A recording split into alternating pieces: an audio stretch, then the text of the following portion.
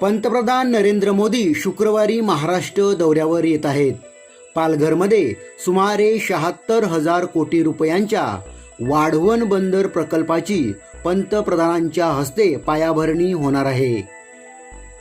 पंतप्रधान नरेंद्र मोदी शुक्रवारी सकाळी 11 वाजता मुंबईतील जिओ वर्ल्ड कन्व्हेन्शन सेंटरमध्ये ग्लोबल फिनटेक फेस्ट 2024ला संबोधित करतील. त्यानंतर दुपारी 1:30 वाजता पालघर येथील सिडको मैदानावर विविध विकास प्रकल्पांचे उद्घाटन आणि पायाभरणी करतील.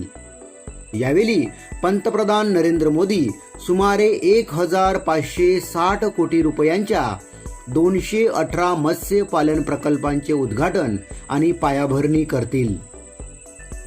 दौऱ्यादरम्यान वाहतुकीची समस्या निर्माण होऊ नये यासाठी मुंबई अहमदाबाद राष्ट्रीय महामार्गावर जड अवजड मालवाहतूक वाहनांना बंदी घालण्यात आली आहे. शुक्रवारी रात्री 8 वाजेपर्यंत जड अवजड वाहनांची वाहतूक बंद ठेवण्यात येणार आहे.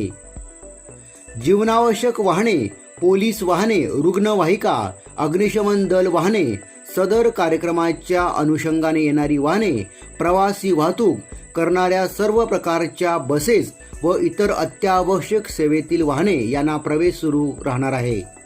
अशा सूचना जिल्हाधिकारी कार्यालय पालघर यांनी दिल्या आहेत.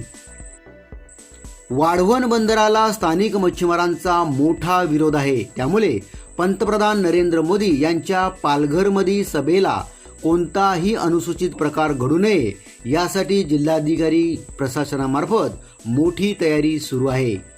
सर्व सरकारी यंत्रणा कामाला लागली असून हजारो विशेष पोलिसांचा बंदोबस्त ठेवण्यात आला आहे. तर किनारपट्टीवर हेलिकॉप्टरद्वारे पाहणी करण्यात येत आहे.